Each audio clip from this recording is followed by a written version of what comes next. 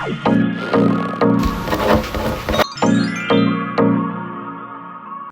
guys, welcome to my channel, or welcome back to my channel. Today we are going to be using ChatGBT to choose our reads. So I think I'm going to give it some like prompts, maybe like give me a list of romance books to read or books from within a series that we need to read, and then we can pick what we've got. I am pre-filming this intro quite early on, so there might be some books that come up that I've not read yet in real time now, but that I'm hoping to read within the next couple of months. So if it looks like I've skimmed over books that I haven't read yet, that will be why. But yeah, so we're going to use ChatGBT, so I'll record my screen, put it on the screen for you, and let's see what we get. Let's get into the video. Okay, so let's start. Hello, lovely. Can you recommend a romance book from a series? Because we're really trying to tick off our series, so.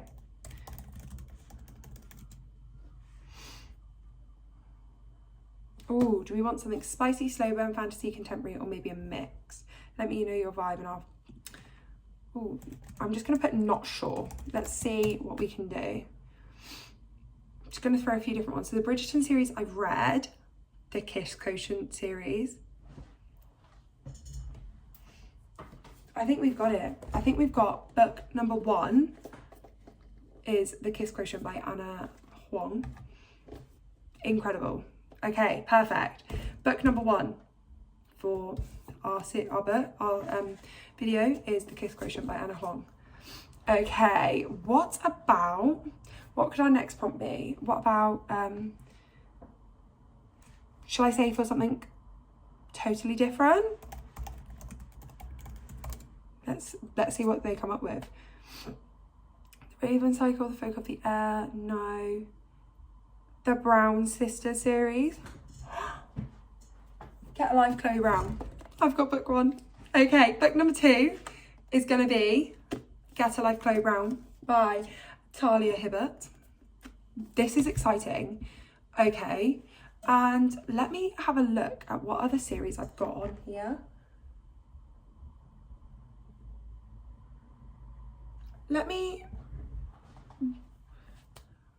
Why don't we just give it the options of just a normal, we've got 2 romance books. Maybe give it the options of giving us a thriller book. Let's see what it gives us. The Silent Patients I've read, Verity I've read, Behind Closed Doors, no. I don't know. The Guest List, no. The Chain, I'm Watching You. Okay, none of those, but I've asked for more options. We'll see. The Girl on the Train I've read, incredible. The Family Upstairs again, another one that I read. Okay, the only one that I've got on there that I own is Pretty Girls by Karin. Now, I've heard that this book is quite gruesome, so this could be interesting, you know. This could be really, really interesting, but I think that's going to be our 3rd and final book for the video. So yeah, we've got our books for this video. We've got The Kiss Quotient, we've got Get Alive, Chloe Brown, and Pretty Girls. So that's really interesting. We'll see how that goes, and I'll check back in when I've got some more updates. Before we get into the books and my reading experiences, I did just want to pop in and say I'm so sorry for the lack of angles and check-ins within this video. I have finished all the books, so I finished all 3. It is now the end, and I gave midway check-ins for 2 out of the 3 books, and I haven't filmed any of my end thoughts, so I'm going to sit and film them all now. But I just wanted to kind of give you guys that PSA before getting into the video. Yes, all the video clips look the same. That's because they are. So I'm going to film them all now, and then we'll do a wrap up at the end. But I just wanted to hop in first before you went through and go, she sat in the same position with the same clothes on. It's because it is literally all filmed in one day.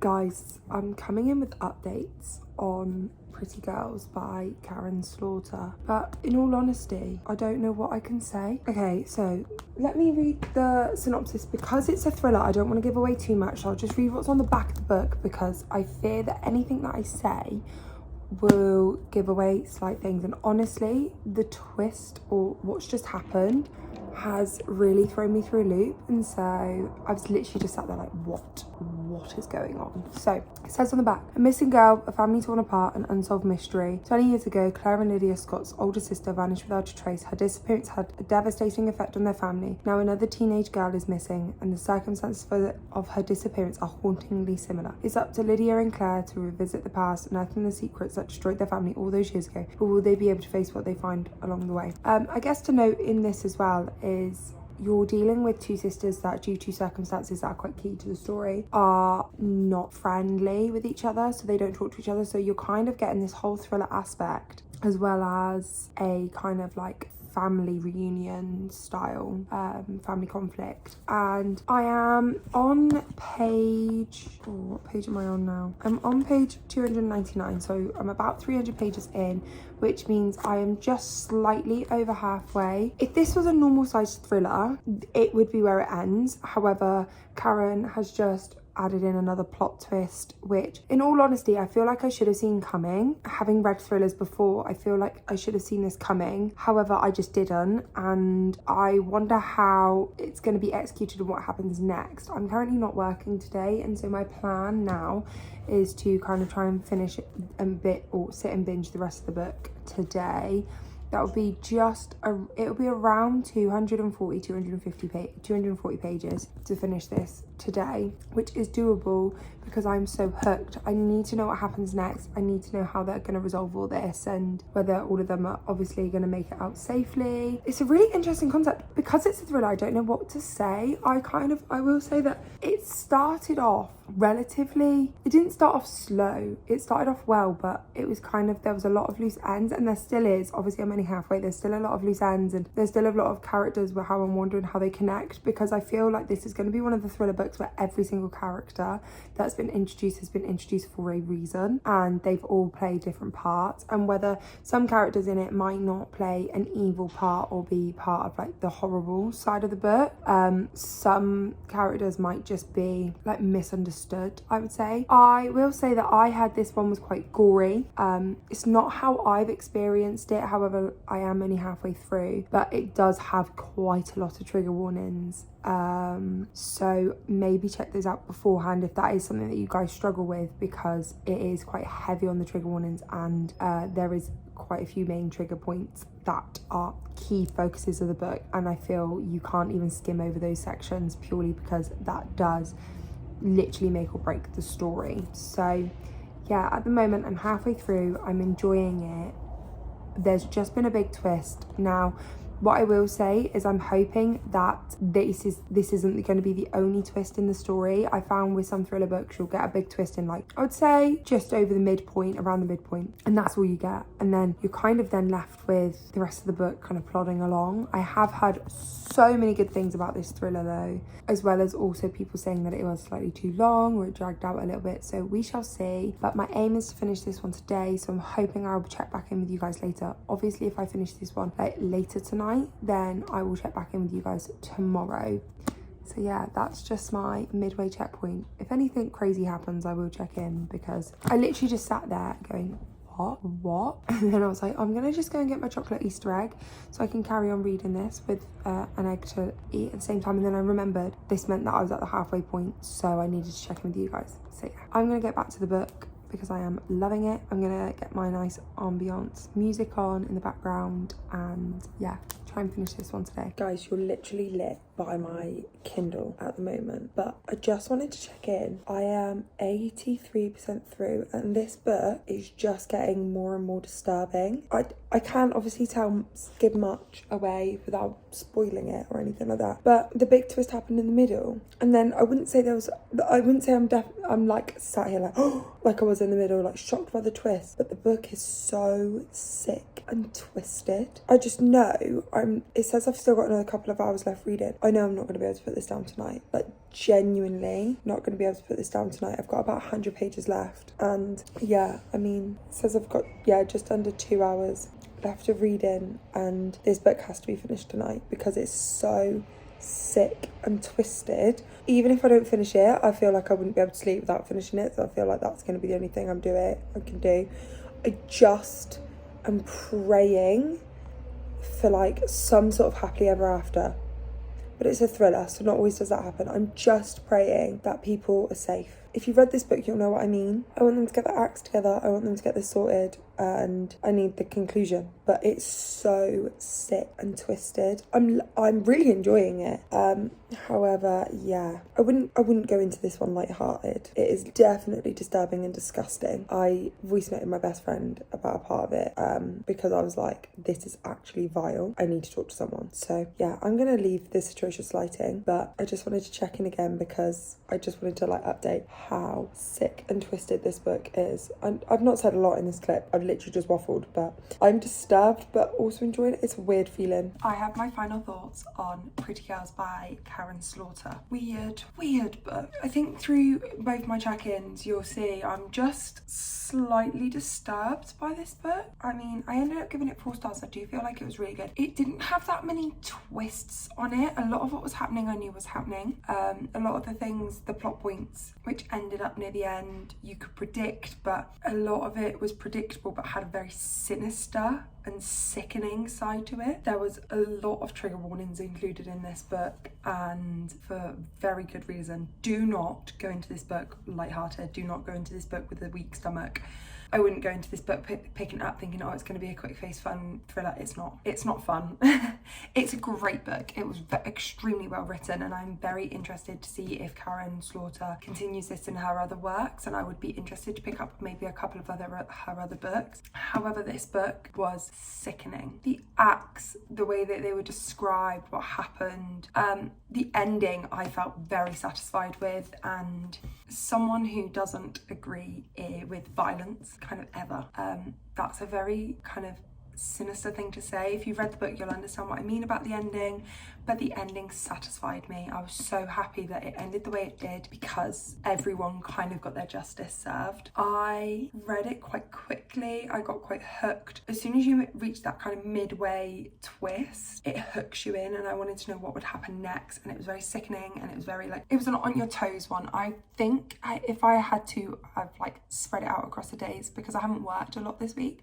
If I'd had to spread it out across the days and really take my time with it because of work, I think I would have really struggled to sleep and not think about it. I think a lot of the time I ended up popping it down because it was just a lot, but it was an incredible book. It was really well written. The chapters were extremely long. I do feel I picked this one up on my Kindle instead of physically, and that really helped. I feel the chapters were just stupidly long. I would sometimes get to a chapter on my Kindle and say it was like 30 minutes reading. I feel for thrillers, a lot of the time the chapters work better for me if they are short, sharp, keep me gripped, because a lot of the time, a bit like what I've said about the I Heart series, I would read the chapters and it would be really long, and then I'd have to like put it down and take a break on my phone or whatever. So I felt like that hindered it a little bit, but obviously I still read this one increasingly fast, like stupidly fast. I really enjoyed it, and I ended up giving it 4 stars. Saying I enjoyed it, it's quite sickening. I feel like if you are a true crime thriller girly or guy and you don't mind kind of the gory details, I cannot watch TV shows with anything gory on. However, depicted in here, I didn't find it that disgusting. There were a few moments that I cringed, that made me cringe, made me feel sick, but nothing where I outwardly was like, I can't carry on. So, and that's what I was worried with. A lot of people have described this as very disturbing and very sickening, and it is, but I didn't find the gore was too much for me to not be able to carry on. So yeah, 4 stars. I'm so glad I got to it because it is chunky. It's one that's been sitting on my TBR for quite a while, and it's quite intimidating because it's quite big, quite intimidating. So it's been sitting on my TBR for quite a while, and I've just not wanted to get to it. So very glad that I got to it, and I rated it 4 stars, which is incredible. I feel like if the chapters were shorter and maybe the book slightly shorter, it would have been a 5-star read, but those 2 bits just kind of let it down a little bit. Hi guys, I need to do a midway check-in for the Kiss Quotient. I'm halfway through. So in this book, you are following Stella, who has been diagnosed with Asperger's or autism, and she is really struggling to navigate a relationship both physically and romantically. So she decides to kind of attempt to settle down by hiring someone to help support this. So she hires Michael to initially help physically develop her, but when that starts becoming extremely uncomfortable, she decides, or she propositions him, when it shows that physically she's going to really struggle and it's going to become really awkward and uncomfortable, she propositions him to help her mentally and romantically.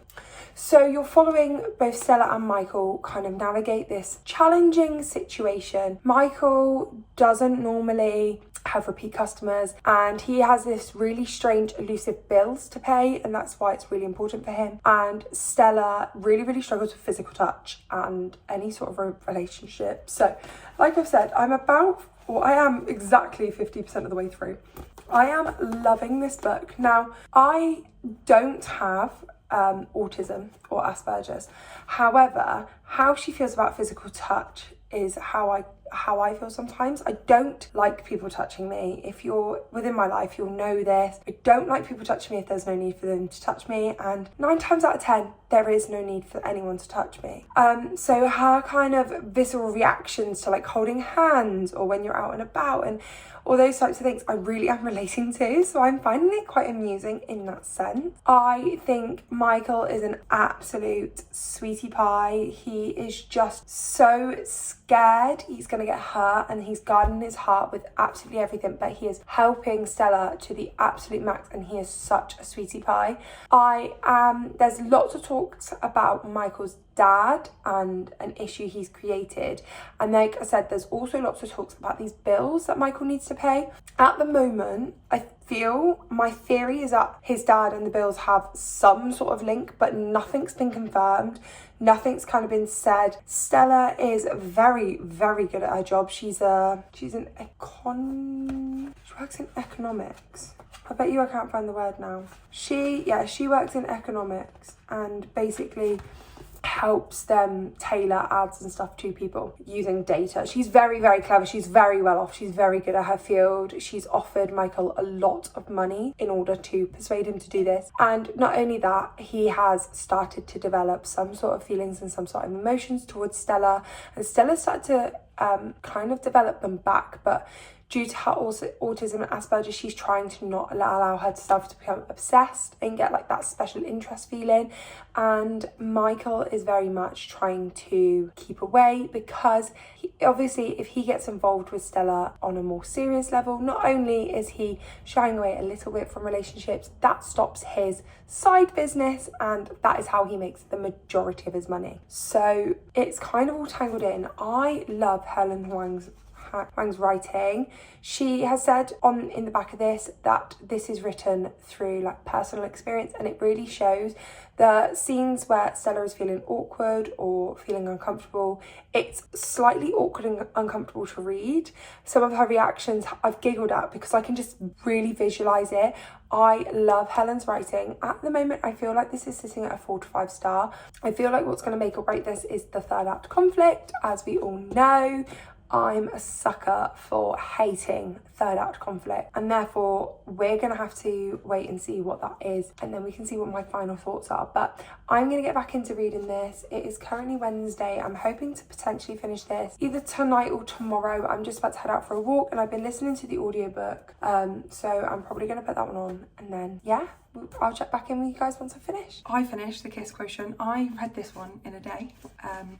I did most of that reading through audiobook because I've just been really struggling to like focus. So I found myself audiobooking it, but tandem reading it at the same time. So I was reading it whilst audiobooking it. I was really struggling kind of to focus on one or the other. When I was just listening to the audiobook, I really struggled with focusing on what they were saying. And when I was just reading it, I was really struggling to focus on the book. However, I found with both, it really immersed me into the story. Now, I know in my first check-in, I said I related to Stella quite a lot, and I still stand by that. I feel this story was beautifully depicted. It was just so cutesy. I didn't end up giving this one 5 stars. The reason I didn't give this one 5 stars was the kind of the third act conflict and that side of things. I feel like the third act conflict wasn't horrific. It wasn't anything where I was like, oh, they shouldn't have done that. It was so close to a 5 stars, it just didn't give me that 5 star feel. And I might, maybe I said it wrong, it's not necessarily the third act conflict, I don't know why, it just wasn't giving me that 5 star feel. I feel like people won't understand what I mean by that. I am very happy that the third act conflict wasn't anything to do with her autism and the way she acts because of that. I feel like the way Helen Hoang did it was very sensitive to that topic, and I feel like because she's talking from personal experience, she can write it in a way that is very sensitive to that topic. I like how they rectified it at the end and settled the third act conflict and kind of managed it a lot better. I do feel there are some aspects of this which happen towards the end which I feel like probably could have been better explored or had better grounds for reasons to why one of the other characters might have been upset. However, it was beautifully written and was just a beautiful story. I've got the second book. I'm very excited to get into the second book and see kind of the internet connected series carrying on. There's 3 books in this series, so it feels good as well to have started another series to try and get that ticked off. I'm really working towards my series this year, so that's another tick. And yeah, Helen Hoang's writing is so nice. I'm so looking forward to getting into the other 2 books and seeing where the story takes us. It shall be interesting. Okay guys, I have started and finished Get a Life, Chloe Brown. In this book, you are following, obviously, Chloe Brown, who has been diagnosed with a chronic illness where she really struggles to, sometimes she'll have bad days or bad phases, and she, after a near-death experience, she writes a list onto how she's going to get her life back, and what part of that is about moving out. And then within the building that she's moved out to, you meet Red, who is her superintendent, and she notices him and starts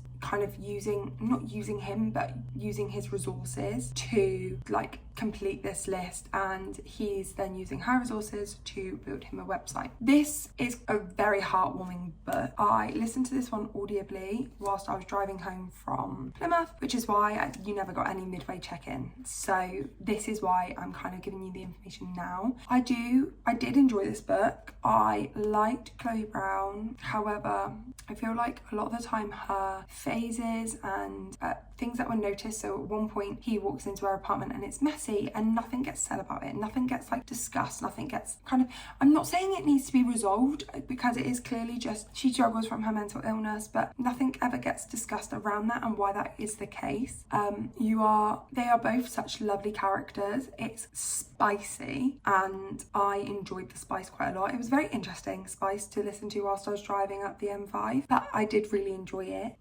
Red is such a lovable character. He is so sweet and he really does have like a really kind heart. There is just quite a bit of kind of miscommunication in this book and a lot of stubbornness, which comes from trauma and trauma backgrounds. I did enjoy this book. I ended up rating this one 3 stars.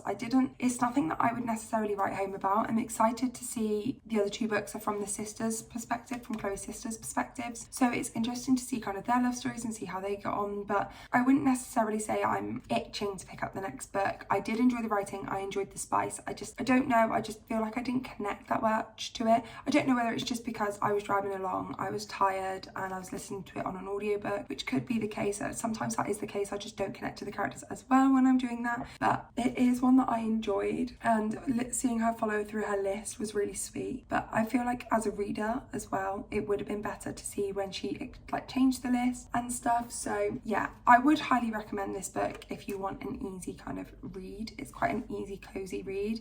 It's nothing groundbreaking, it's nothing major, it's nothing new in the romance genre, but it is a nice, easy read. So I would definitely recommend this for that reason. But yeah, 3 stars, start of another series as well, which is incredible and great news for me because, as you know, I'm trying to progress through them. Okay guys, it's time to wrap up the video. So just to give us a quick overview, let me put them in the order we spoke about them. Pretty Girls, I gave 4 stars, was a gory, gross thriller, but absolutely incredible writing, just slightly long chapters. The Kiss Quotient, again, 4 stars, just didn't give me that 5-star feels. Both of the characters were cutie pies, really sweet and lovely, and you could just see how they were both working through their own kind of issues throughout the book and creating a very solid relationship. And then Get a Life, Chloe Brown was 3 stars. It was a cute, cozy book, nothing groundbreaking, but was really enjoyable to read, great spice and a great romance. So I hope you guys have enjoyed this video. I'm sorry for kind of the lack of location and check-ins, but unfortunately I just was loving reading, and so I just needed to pick these books up pretty like sharpish after the other, especially as well to get this video done because I actually fly on holiday tomorrow, so you're going to get some videos of me away coming up. So yeah, I'm hoping you guys still enjoyed this. Make sure you like, comment, subscribe down below. I'm sorry if in any of the clips you've heard some like awful noises in the background. It's really hard to film here at the moment. There's lots of construction going on, lots of building work, so I'm just trying to get it done as and when I can. But I hope to see you guys again soon, and I look forward to seeing you guys later. Bye.